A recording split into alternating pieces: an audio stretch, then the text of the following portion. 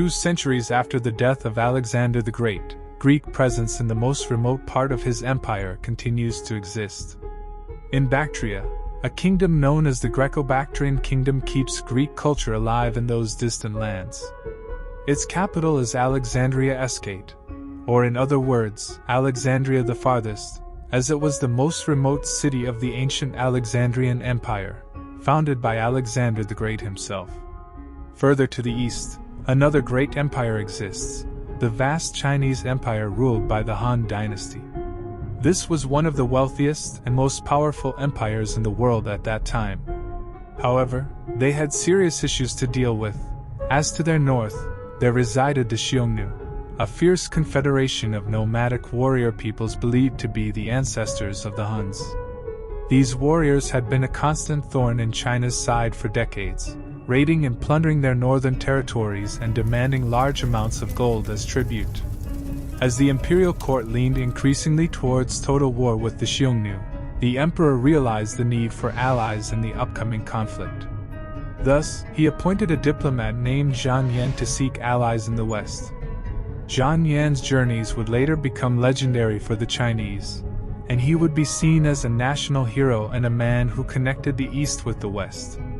However, Zhang Qian's mission was to seek allies in the west to combat the Xiongnu. During his journey, which took more than 10 years, he eventually arrived in Bactria, where he found a city that he called Urgen, where the Dayuan, which means the great Ionians, lived. He was impressed by their complex urban lifestyle and their trading skills. Zhang Qian described the people of Yuan, as he called them, as having sunken eyes, thick dark beards, living in sophisticated houses, and being lovers of grape wine. In fact, the people he met in Bactria were the descendants of the Greek colonists brought there by Alexander the Great more than 2 centuries earlier.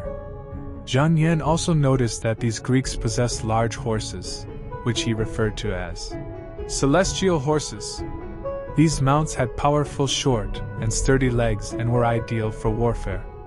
The Chinese diplomat eventually returned to the imperial court in Chang'an in 125 BC, and although he did not succeed in forming any alliances, he brought back detailed information about the peoples on the fringes of the known Chinese world, including the Greeks of Alexandria Escate and the celestial horses they owned.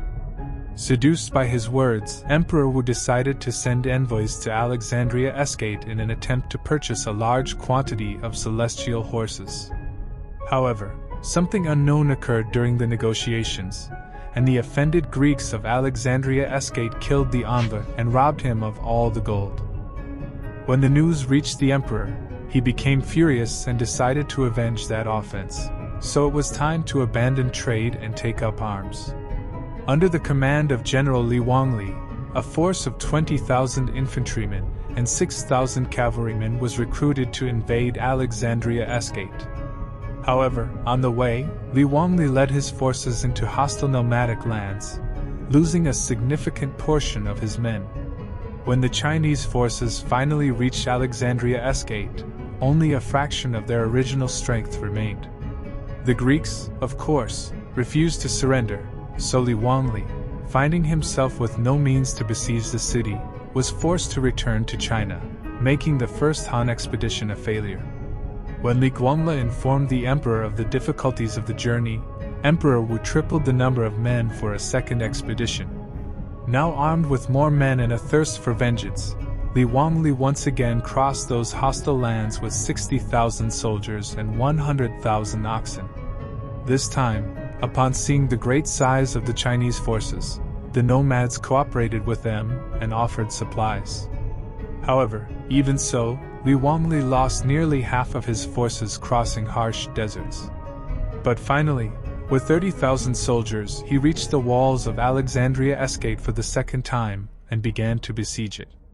At this point, sources are scarce, but it is known that the Greeks initially put up a strong fight, managing to hold off the Chinese for 40 days. But eventually, the wall was breached, presumably with siege machines. When the city's nobles saw this, they ended their king's life out of fear for their own and handed his head over to Li Wangli, offering the Chinese as many celestial horses as they desired. Once Alexandria's gate was under control, the Han placed a puppet king on the throne, leaving the Greeks under Chinese influence, and ending the War of the Celestial Horses. Li Wangli returned to the victorious court, bringing back 3,000 celestial horses to prove it. As for Greek culture in the East, it would eventually be assimilated until it completely disappeared.